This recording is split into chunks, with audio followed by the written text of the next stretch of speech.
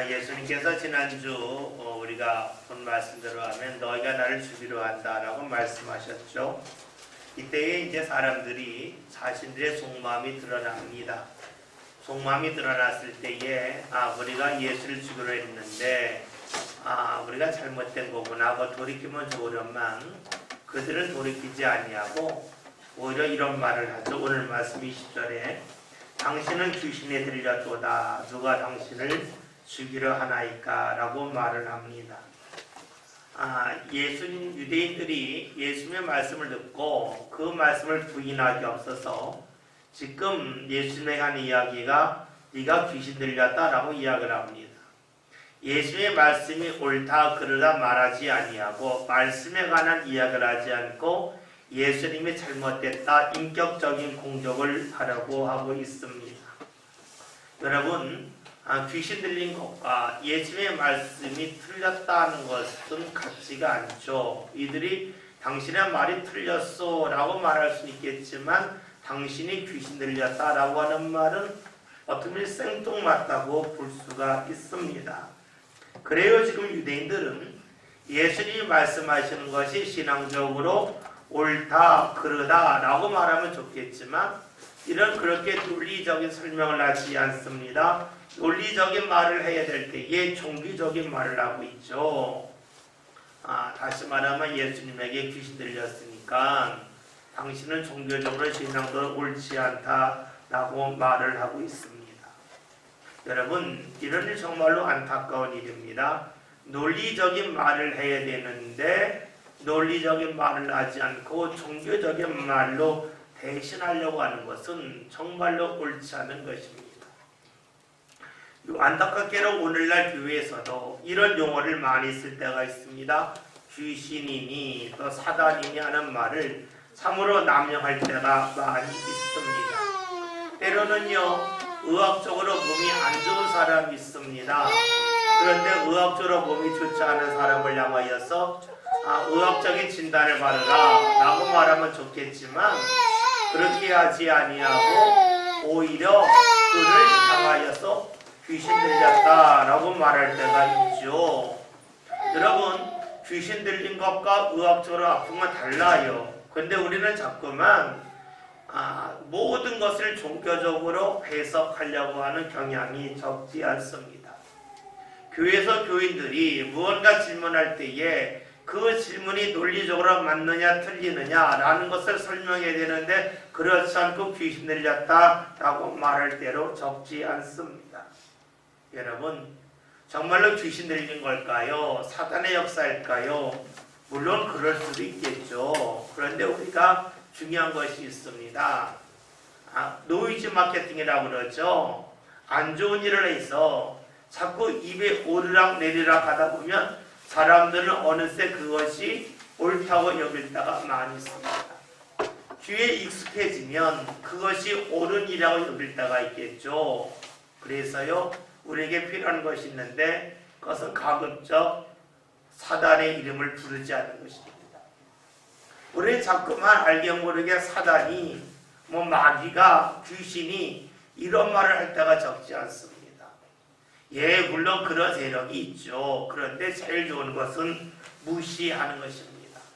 네가 있다, 너랑 싸워야 된다면 자꾸 부관이 되죠. 그런데 아예 무시해버리면 덤비질 못하겠죠. 그래서 우리에게 중요한 것은 노이즈 마케팅, 자꾸만 귀신의 이름을 부르는 것은 좋지가 않습니다. 우리가 정말로 높여야 될 것은 무엇일까요? 바로 예수의 이름입니다. 우리가 공부할 때도 그렇죠. 연구할 때도 그렇죠. 틀린 것을 연구하는 것보다 옳은 것을 연구하는 것이 맞아요. 위조 지폐 감별사들이 하는 일이 있죠. 위조 지폐를 연구하지 않죠. 진짜 지폐, 그 지폐의 그 느낌을 몸에 익게 해서 손에 익게 해서 그래서 손 딱 만지는 순간에 이건 진짜야 가짜야 종이질을 가지고 판단을 하죠. 여러분, 그래요. 우리의 신앙은요, 자꾸만 나쁜 것 이야기하는 거 좋지 않습니다. 그래서 교회가 건강해지려면요, 귀신, 마귀, 사탄 이런 이야기하는 것보다는 예수님, 예수 보혈, 성령 이런 이야기하는 것이 더 좋습니다. 그것이 입에 박히고 귀에 박히는 것이 중요하지 좋지 않은 생각을 자꾸만 입에 떠올리는 것은요 결코 우리의 신앙에 유익하지 않습니다. 마귀 사탄 이야기 자꾸 하는 그런 교회 치고 끝이 좋은 교회가 별로 없습니다.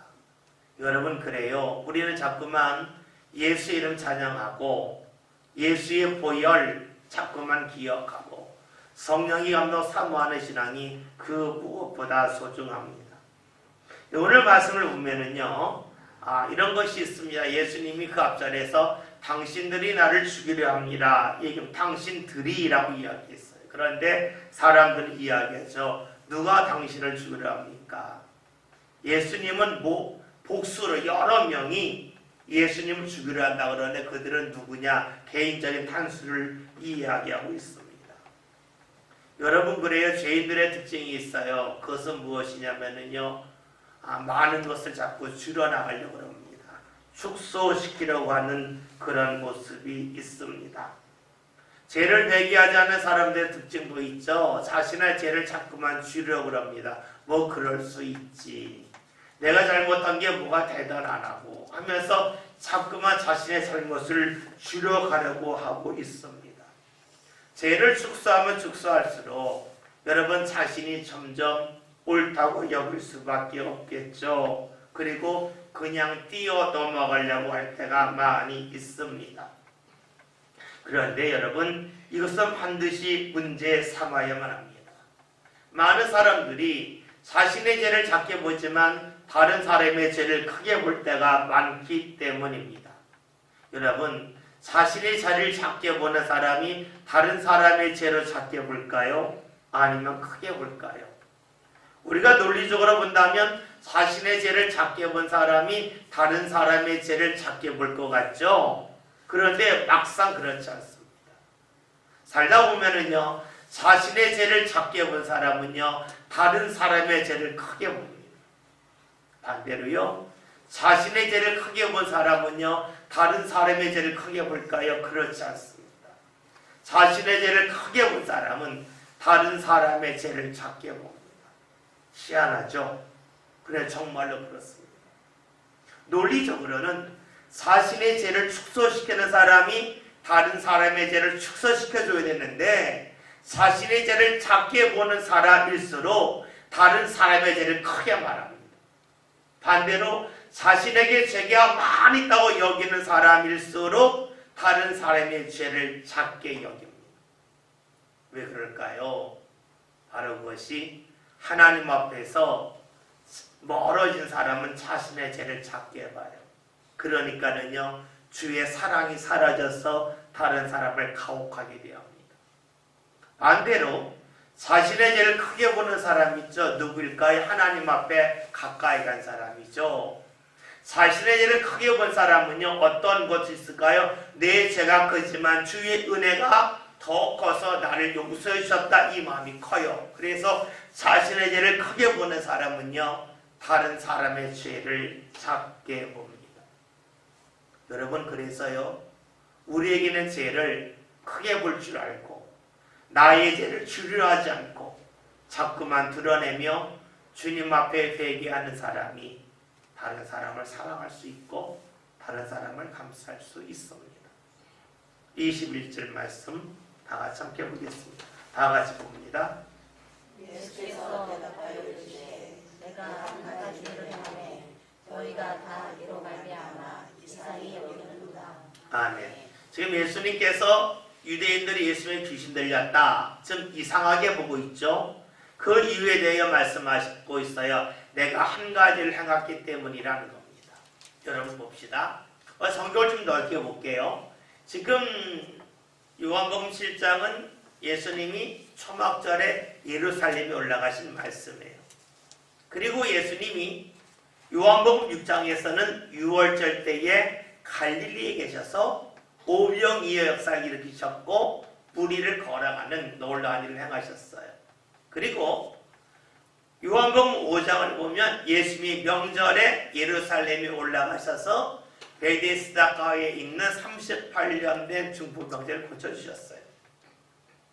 그렇다면 지금 예수님이 요한복음 5장에서 예루살렘에 계셨다가 요한복음 6장에서는 갈릴리로 가셨다가 요한복음 7장에 다시 예루살렘에 오셨어요.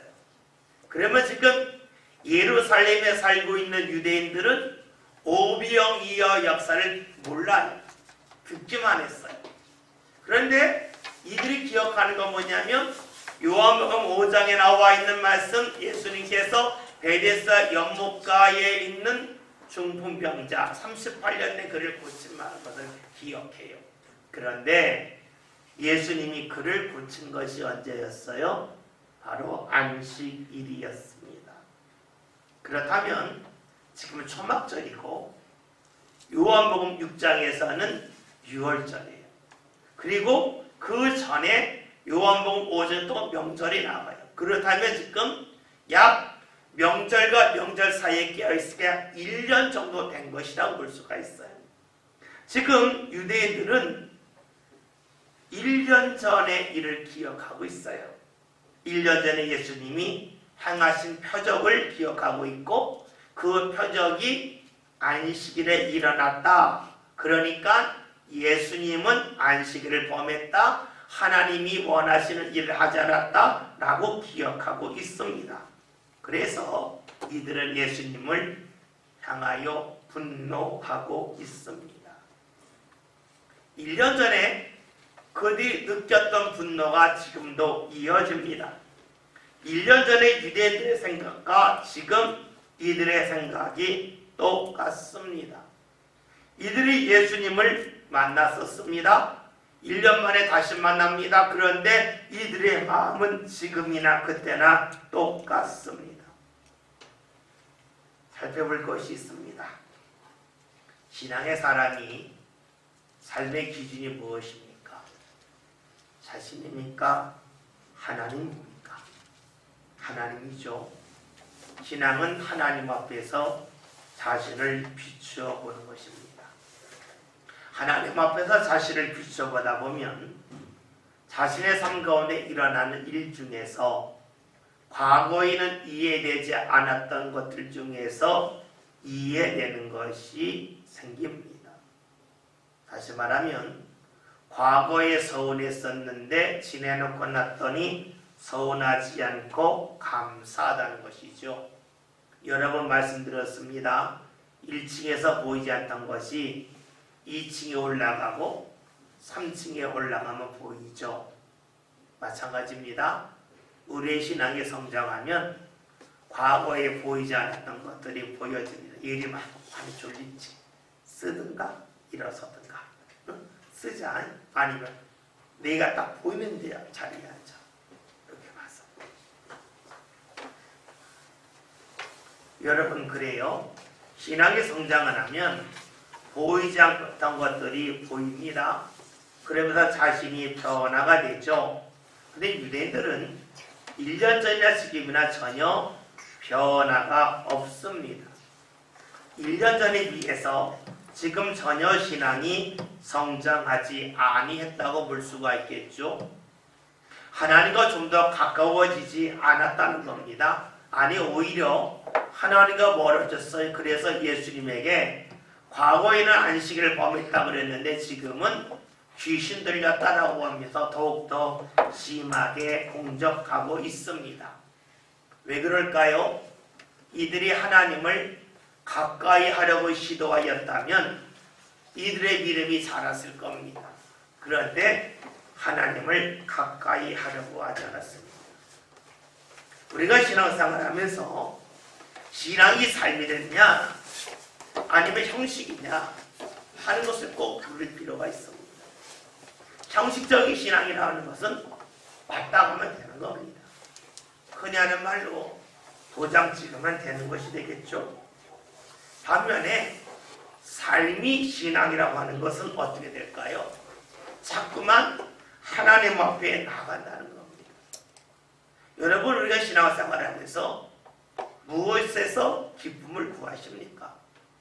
물론 신앙생활을 하면서 내 수입이 많아지는 것, 내가 좀 더 좋은 환경에 사는 것, 좋은 직장에 들어가는 것, 이런 것도 기쁨이죠. 그런데 신앙의 진짜 기쁨이 무엇일까요? 하나님과 내가 가까워졌음을 내가 알고 느끼는 것 아니겠어요? 우리가 하나님이 내 삶의 기쁨의 근원이라 그런다면 내가 신앙생활 하면서 하나님과 좀 더 가까워진 것을 느끼며 알아갈 때에 기쁘지 않겠어요? 그러면 하나님을 내가 가까이 있다는 것이 무엇일까요? 하나님을 가까이 있다고 하는 것은요, 공간적으로 말하는 것이 아니라 관계적으로 가까운 걸 말하죠. 그러면 하나님과 가까워질 때는 이렇게 설명할 수가 있을까? 하나님이 빛이니까 하나님을 가까이 하면서 내 삶이 보다 환해졌다는 것입니다. 이게 환해졌다고 하는 말은 또 추상적이에요. 좀 구체적인 것이 필요하겠죠. 내 삶이 환해졌다고 하는 것은 무엇을 말할까요? 내 삶 가운데서 보이지 않던 것들이 보인다 하는 것이 환해지는 것이죠. 그렇죠? 우리가 환해진다면 기쁜 거 이렇게 생각하는데 그럴 수도 있지만 그건 너무 빨리 나가는 거고요. 내 삶이 환해진다고 하는 것은 보이지 않던 것들이 보이는 거예요. 마치 집에 전등을 켜면 보이지 않던 것들이 잘 보이잖아요. 사진을 찍을 때에도 우리가 핸드폰으로 이렇게 얼굴을 찍을 때와 좀 큰 카메라로 내 얼굴을 찍을 때에 보면 핸드폰으로 찍을 때는 잡티가 잘 안 보이는데 큰 렌즈 있는 사진 찍으면 이 얼굴의 잡티가 쫙 보이죠. 예, 그래요. 환해진다고 하는 것은요, 보이지 않던 부분이 보이는 거예요. 보이지 않던 부분이 보인다는 것은 그게 두 가지. 첫째는 주의 은혜가 보인다는 거예요. 예전에는 느끼지 못했는데 주의 은혜가 느껴지는 것이 바로 내 삶이 환해진 결과예요. 또 하나가 있죠. 과거에는 그러려니 했는데 지금은 그것이 죄요, 허물이요 하는 것이 느껴지는 것이에요. 이것이 바로 내가 주를 가까이 한 결과예요. 여러분, 주를 가까이 했다고 하는 것은 내 삶이 더욱더 많이 보여요. 주님이 내게 이런 은혜 주셨구나. 또 하나는 내가 이렇게 주님과 멀리 동떨어져 산 죄인이구나 하는 것이 느껴지는 것이 되겠죠. 그래요. 하나님을 가까이 하는 것이 우리 삶 가운데 기쁨인데 하나님을 가까이 하면 우리의 죄와 허물이 많이 보여요. 그러면서 무슨 생각이 듭니까? 이렇게 죄와 허물이 많은데 그럼에도 불구하고 주님께서 나를 외면하지 아니하셨구나. 그럼에도 불구하고 나를 받아주셨구나 하는 것을 보게 되겠죠. 이것이 바로 하나님을 가까이 한 모습이요, 내 삶이 환해진 것이요, 그것이 우리 삶 가운데 기쁨이라는 것이에요. 여러분, 아주 쉽게 생각해 봅시다. 제가 자주 쓰는 이야기 중에 이런 이야기가 있습니다. 자녀들이 부모에게 용돈을 받아요. 용돈을 받을 때에 뭐 당연히 주는 것을 여기죠. 그래서 용돈을 받아요. 그러면서 참 돈이 적다 많다 투정하고 부정할 수 있어요. 그런데 자녀들이, 부모들이 돈을 벌기 위해서 직장에서 상사들에게 때로는 모욕을 당하면서도 참는 모습, 때로는 본인이 신발이 너덜너덜해서 사고 싶은데도 불구하고 신발을 사지 않고 차곡차곡 돈을 모아서 그 돈을 가지고 자녀에게 용돈을 주는 것을 발견하고 알았다면 똑같은 용돈, 같은 액수를 받지만 덤덤하게 받았던 자녀가 그 돈을 받으면서 얼마나 감사하고 감격하겠어요. 마찬가지예요. 우리 삶 가운데 하나님이 내게 허락하는 것은 그다지 다르지가 않아요. 은혜 받았기 때문에 내 삶의 소득이 많아지는 것도 아니고 내 건강이 특별히 좋아지는 것도 아니에요. 그러나 나의 허물을 발견하는 가운데 그런데도 불구하고 하나님이 나에게 은혜 주심을 할 때에 우리는 더욱더 하나님 앞에 감사할 수 있죠. 그것이 바로 우리 신앙의 기쁨이요 감사라는 것이에요. 우리는 자꾸만 신앙의 기쁨하면 내가 교회 다니면서 돈이 많이 생겼습니다. 사업이 잘 됩니다. 건강해졌습니다. 아, 그러니 주의 은혜에 너무 감사합니다 라고 말할 때가 있어요. 그리고 그런 간증을 참 좋아해요. 왜냐하면 사람들 마음에는 그런 욕망이 있기 때문에 그래요. 누군가 예수 믿어서 부자가 되었다는 이야기를 하면 야, 나는 예수 믿어서 저 사람 부자 될 수 없나? 이 마음이 있죠. 예, 우리에게 왜 그런 마음이 없겠어요? 그런데 그것은 본질적인 것이 아니라는 것이에요. 진짜 기쁨은 나의 허물을 발견하면서 그럼에도 불구하고 하나님이 나에게 은혜를 주신다는 것. 그리고 내 허물을 더 많이 발견했는데 나는 부끄러운데 오히려 주께서 그런 나를 향하여 더욱 풍요로운 은혜를 부어주심을 우리가 경험할 때에 그것이 우리 삶 가운데 기쁨이라고 말할 수가 있겠죠. 오늘 예수님이 말씀하십니다. 내가 한 가지를 행하매 라고 말씀하셔요. 바로 베데스다의 표적을 말하죠. 예수님은 베데스다 연못가에서 그를 고쳐주셨어요. 하나님이 원하시는 일을 행하셨습니다. 예수님이 행하신 일은 늘 하나님이 원하신 일입니다.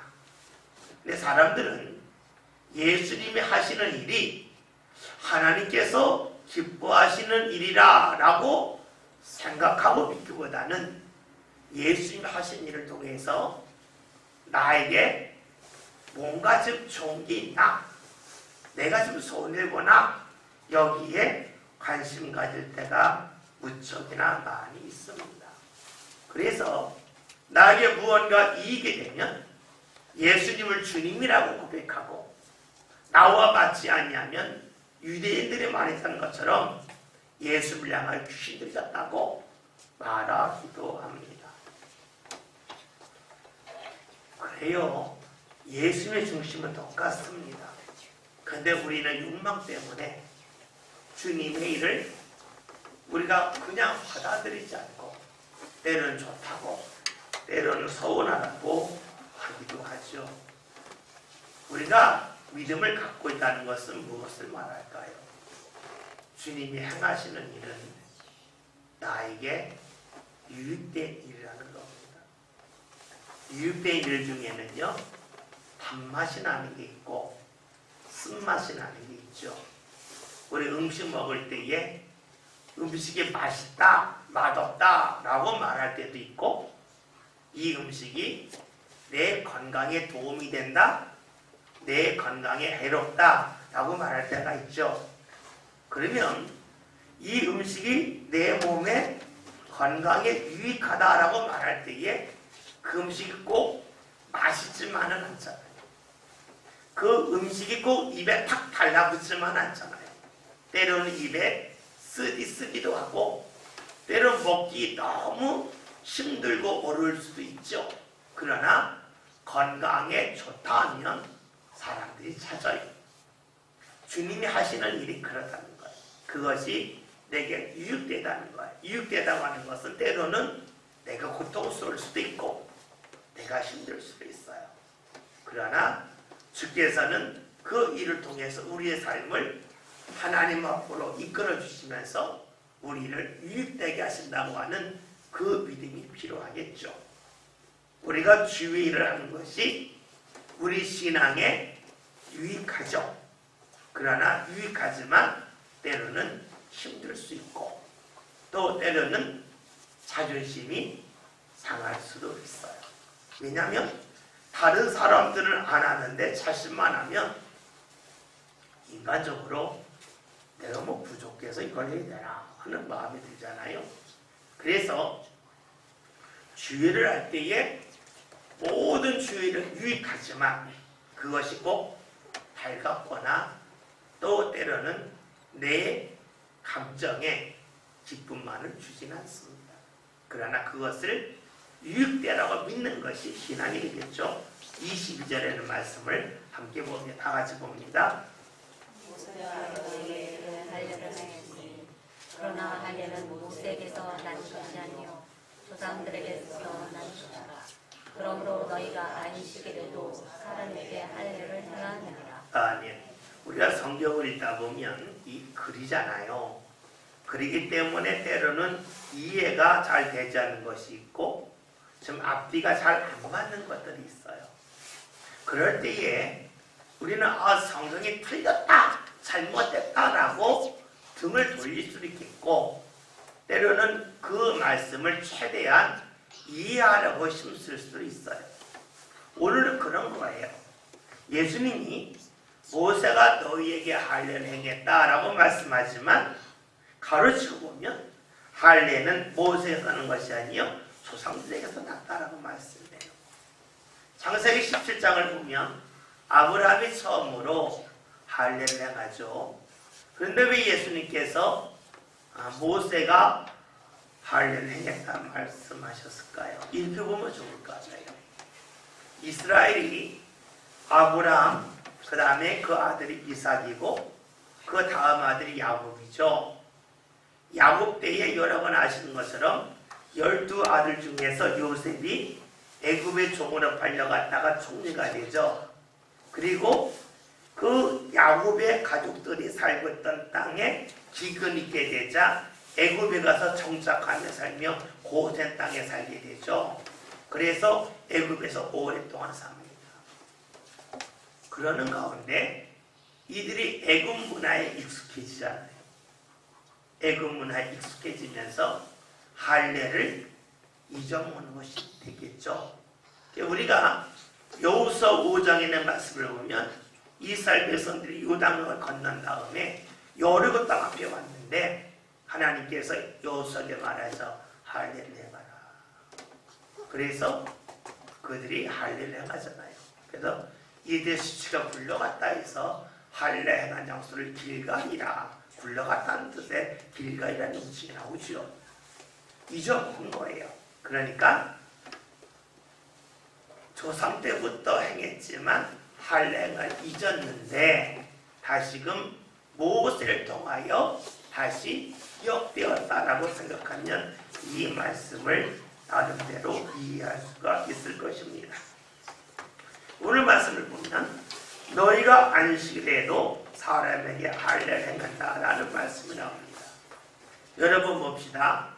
십계명 중에 4계명이 안식일을 기억하여 거룩하게 지키라 하는 것입니다. 모든 율법 중에 가장 앞서는 율법은 십계명입니다. 반면에 할례를 행하라는 말씀은 십계명에 나오지가 않죠.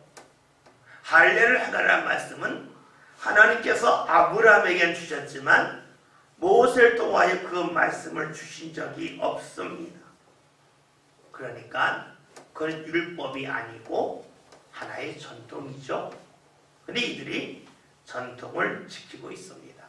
그래서 안식일에 할례를 행하는 일을 합니다. 왜 그 일을 했을까요? 그 일은 하나님께서 받으신다고 믿었기 때문에 할례를 하죠. 할례는 태어난 지 8일 만에 하는 거잖아요. 그러니까 태어난 지 8일째 되는 날이 안식일이면 그날 할례를 했다는 거예요. 그러니까 왜 했냐? 이건 하나님이 인정하는 거다. 다른 말로 하면 하나님이 기뻐하는 일이라면 안식일에 해도 된다는 것이 되겠죠. 그러니까 안식일에 할례를 행하겠죠. 만약에 안식일에는 하나님이 기뻐하는 일도 하면 안 된다 하면 안식일에 할례를 행하지 않았겠죠. 근데 이들이 안식일에 할례를 행한 것은 하나님이 기뻐하는 일이라면 안식일에 해도 된다 하는 그러한 마음을 갖고 있었던 것입니다. 그래서 지금 예수님께서 묻고 계신 겁니다. 너희들이 안식일을 거룩하게 지킨다고 했는데 그 지킬 때에 가장 중요한 것이 무엇이냐? 그것은 하나님의 마음을 기쁘게 하는 것 아니겠냐? 그렇다면 안식일에 가장 중요한 것은 하나님이 기뻐하는 일이 무엇인지 아는 것이 가장 소중하겠죠. 안식일에는 집에서 일하는 남종이나 여종이나 그리고 모든 가축들을 쉬게 했어요. 이것이 뭐예요? 일한 자들을 쉬게 하는 것이 하나님의 마음이라는 것이죠. 이것을 기억하는 거예요. 즉 하나님이 기뻐하는 것을 기억하는 것이 되겠죠. 그런데 유대인들은 그것을 지금 믿고 있는 겁니다. 그래요. 우리가 믿음의 사람들이 신앙의 일을 할 때에 제일 중요한 것은 이 일을 왜 하는지를 아는 것이 중요합니다. 그 일을 왜 할까? 이것을 알지 못하면 우리는 유대인들처럼 살아갈 가능성이 무척이나 많이 있죠. 우리가 왜 헌신할까? 왜 우리가 애써서 교회에서 내 몸을 드릴까? 그것은 교회에 일할 사람이 없어서가 아니라 하나님이 그것을 기뻐하시고 그런 삶을 받으시기 때문이죠. 이 본질적인 것을 우리가 기억해 볼 필요가 있을 겁니다. 23절 말씀 다 같이 봅니다. 말씀 읽겠습니다. 모세의 율법을 범하지 아니하려고 사람이 안식일에도 할례를 받는 일이 있거든 내가 안식일에 사람의 전신을 건져내게 한 것으로 너희가 내게 노여워하느냐. 아멘. 예수님이 할례를 뭐라고 말씀하고 있습니까? 모세의 율법이라고 말씀하고 계셔요. 하나님의 율법이라고 말씀하지 아니하시죠? 즉 하나님께서 돌판에 직접 써준 것이 아니라 하는 것입니다. 여러분 지금 유대인들은 모세를 통하여 전해지는 가르침을 따르기 위하여 하나님의 말씀의 범위를 조정하고 있습니다. 할례를 하나님이 기뻐하시는 일이라고 여기고 있죠. 그런데 할례라고 하는 것은 사실은 사람의 몸에 있는 살점을 떼어나는 겁니다. 그렇지만 하나님이 기뻐하면 그 일을 안식일에 해도 된다는 거예요. 예수님이 질문하는 거예요. 그러면 몸이 아픈 사람이 낫는 것은 하나님이 기뻐하지 않겠냐 하는 것을 지금 묻고 계십니다. 할례가 하나님이 기뻐하는 일이라면 사람의 몸을 낫게 하는 것이 하나님께서 기뻐하실 일 아니겠냐는 것이죠. 여러분 하나님의 일은 몸이 있어야 하는 겁니다. 몸이 없으면 그 누구도 하나님의 일을 할 수가 없어요. 그러면 아픈 사람이 몸이 낫는다면 그 사람이 할 수 있는 하나님의 일은 더욱더 많아지겠죠. 그러면 그것은 당연히 하나님이 기뻐하실 일이 아니겠느냐 하는 것이 바로 주님의 말씀입니다. 본질적인 것에 관하여 예수님 말씀하고 계시죠. 그러면서 예수님이 유대인에게 묻고 계셔요. 왜 노여워하고 있느냐라고 묻고 계십니다. 여러분 봅시다. 예수 믿는 사람이 노여워하는 것이 신앙적으로 맞을까요? 틀릴까요? 라고 질문하면 대부분 틀릴 거라고 말할 거예요. 그런데 여러분 잊지 맙시다. 그 질문은 잘못된 겁니다. 왜냐하면 노여움이라고 하는 것은요, 무조건 나쁜 것이 아니기 때문에 그래요. 정당한 노여움도 있어요. 예수님께서 예루살렘 성전에 들어가셨을 때에 거기서 돈 바꿔주는 사람들, 짐승 파는 사람을 보고 노여워하셨잖아요. 예수님도 노여워하셨다 하는 겁니다. 중요한 것은 노여워할 대상에게 노여워하는가, 아니면 그렇지 않은 대상에게 노여워하느냐, 이것이 문제가 되겠죠. 다시 말하면 무엇이든지 방향이 중요하다 하는 것이에요. 우리가 성경을 보면 요나서가 있죠. 요나는 하나님 일을 한다고 했어요. 그래서 니느웨에 가서 이 성이 무너질 거라 라고 전했지만 그는 반나절만 전하고 안 전했습니다. 하나님 일을 하지만 니느웨 사람들을 미워했기 때문이지요. 노여워할 대상을 그는 니느웨 사람으로 정했습니다.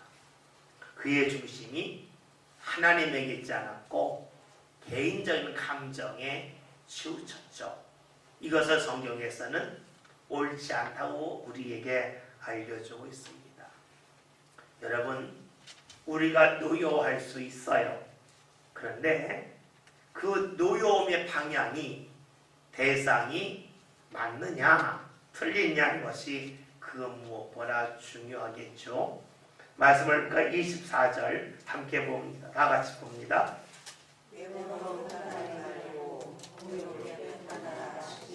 아멘. 지금 예수님께서 외모로 판단하지 말라 그랬습니다. 즉 눈에 보이는 것 따라 판단하지 말라는 거죠. 왜냐하면 우리가 잘 알고 있는 말씀, 사무엘상 16장 7절에 있는 말씀처럼 하나님은 사람의 외모를 보지 아니하시고 그 중심을 보시기 때문입니다. 그런데 유대인들은 외모를 보았어요. 모세가 하면 무조건 옳다고 여겼습니다. 그런데 모세는 되지만 모세보다 더 큰 일을 행하시는 예수님은 안 된다고 여기고 있습니다. 외모를 보고 결정하는 것이죠. 유대인들은요, 자신들이 하나님 앞에 택함 말았다고 생각을 해요. 그렇기 때문에 자신들이 옳다고 여겨요. 그리고 자기 조상들에게 주셨던 말씀과 글자만 다르면 무조건 틀리라고 말하죠. 왜냐하면 그 후손이 자신들이라는 거예요. 그러니까 자신들이 온전하다 하는 생각을 하고 있습니다. 여러분, 자신이 온전하다고 여길 때에 생기는 문제가 있죠. 그것이 무엇이냐면 모든 어려움을 남 탓으로 돌립니다. 내가 온전한데 어려운 것은 다른 사람 때문이라는 거예요. 내가 온전하기 때문에 나를 통해서는 잘못된 일이 도저히 이루어질 수 없다라고 여기고 있죠. 그러니까 늘 책임을 다른 사람에게 넘기고 맙니다. 그리고 그렇게 책임을 넘기다 보면 나중에 어떻게 되냐면 하나님 왜 그를 안 막아주셨어 하면서 하나님을 원망할 수밖에 없겠죠. 신앙의 출발은요, 자신의 부족함을 깨닫는 데 있어요. 내가 죄인임을 깨닫는 데 있어요. 자신이 온전하다고 여기면 하나님 앞에 절대로 가까이 가지 못합니다. 나 자신이 부족하다고 하는 것을 깨달아야 돼요. 그런데 유대인들은 늘 자신들의 주장이 옳다고 여겨요. 그러니까 예수님이 어떤 일을 행하시든지 간에 자신의 생각과 조금만 다르면 예수님이 잘못됐다고, 귀신들이 같다고 공격하고 있습니다. 이런 일을 예수님 말씀하시죠. 공의롭게 판단하라 하는 겁니다. 공의롭게 판단하는 것은 다른 말로 하면 하나님의 눈으로 보고 판단하라는 것입니다. 예수님은 자신의 중심이 바르지 못함을 발견했을 때에 이것을 감추지 말고 수정하기를 원하고 계십니다. 많은 이들이 잘못된 것이 있으면 자꾸 감추고 싶어 합니다. 왜냐하면 자신이 잘못된 것이 드러나면 다른 사람들 앞에서 자신의 체신이 떨어진다고 여기기 때문이죠. 그래서 가립니다. 그러나 그렇게 가리우면 가리울수록 주의 은혜와는 멀어집니다. 잠시 사람들 앞에서 자신의 얼굴을 세울는지 모르겠지만 주께서 허락하실 은혜와는 점점 멀어지고 맙니다. 예수님은 예수를 만난 유대인들이 변화되기를 원하셨습니다. 그러기에 그들에게 계속해서 말씀하고 계시지요. 주님께서는 오늘 우리들에게도 똑같이 대하십니다. 우리가 주님을 만나면서 예배하면서 내 삶 가운데 살아가는 방식이 달라지기를 원하신다 하는 것입니다.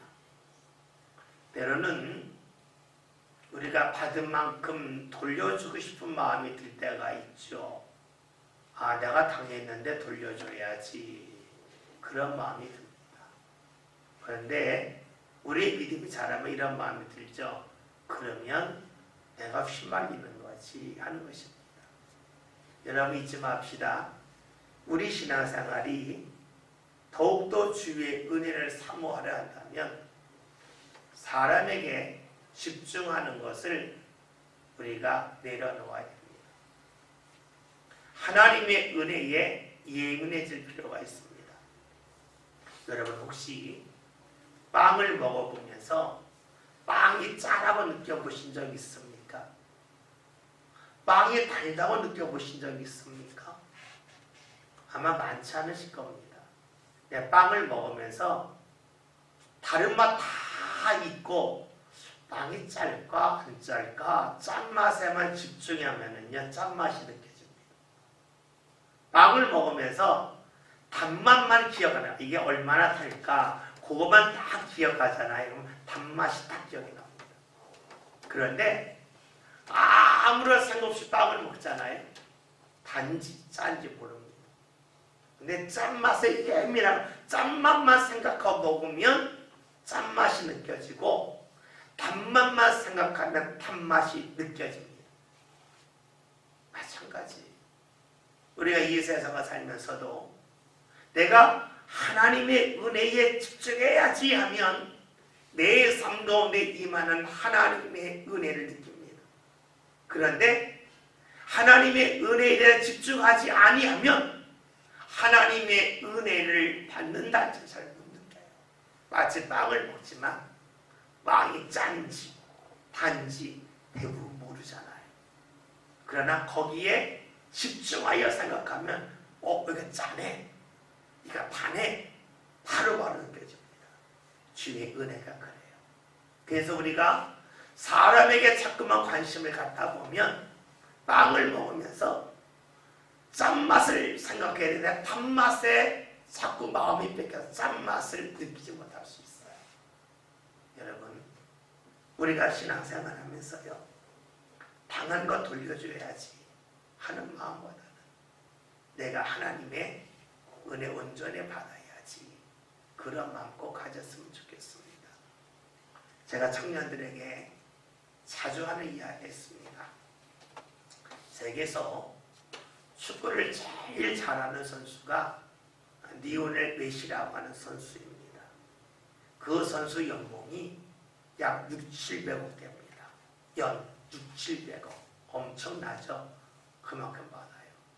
그 선수가 앞으로 이 세계에서 가장 많은 골을 넣을 선수가 될 겁니다. 펠레의 그 기록에 얼마 남지 않았어요. 많이 골을 넣으면 거의 100골까지 가요. 엄청난 선수입니다. 그런데 이 메시를 수비할 때에 막을 수가 없습니다. 워낙 공을 잘 쳐서 막을 수가 없어요. 그런데 메시를 가장 수비 잘하는 방법이 뭐냐? 그것은요, 같이 퇴장당하는 겁니다. 수비수가 메시아한테 시비를 걸어서 같이 주목하는데 탁탁 치고 받으면 동시에 퇴장당하죠. 그러면 수비를 가장 잘하는 겁니다. 메시에게 가장 중요한 건 뭐냐면 상대가 아무리 건드려도 신경질적인 반응하지 않는 겁니다. 그렇게 해서 퇴장당하지 않는 겁니다. 메시가 막 수비 가서 막 툭툭 치고 때로는 욕도 하고 유니폼 잡아당기려 할 때에 흥분해서 거기에 화를 내고 그걸 퇴장당한다면 가장 어리석은 일이 되겠죠. 마찬가지예요. 우리가 하나님의 은혜를 받을 때에 주의 손을 건드는 것도 굉장히 많습니다. 그것 때문에 은혜 경기장에서 퇴장당한다면 가장 어리석은 일이 되겠죠. 그래서 우리가 외모를 판단하지 말고 공의를 판단하라는 것이에요. 여러분, 때로는 가정에서 자녀 때문에 몹시 흥분할 때가 있을 겁니다. 흥분할 때 이유가 있어요. 자녀가 못돼서 그래요. 예, 그럴 수 있어요. 교회에서 누구 때문에 마음이 크게 상할 때 있어요. 그 사람이 저를 그렇게 대하면 그렇게 대했어요 라고 할 때가 있어요. 그러나 거기에 집중하면 우리는 주의 은혜를 놓치고 말 것이에요. 잊지 맙시다. 공으로 판단하라는 것은 하나님의 눈으로 보라는 것이에요. 주의 눈으로 보면서 여러분 건너뛸 것 꼭 건너뛰는 그런 모습이 우리에게 꼭 있었으면 좋겠습니다. 그리하여서 저와 여러분들 삶 가운데 주의 은혜에 예민해져서 주께서 허락하시는 내가 삶 가운데 통성이 많은 믿음의 삶을 함께 살아갈 수 있기를 주의 이름으로 기원드립니다. 기도합니다.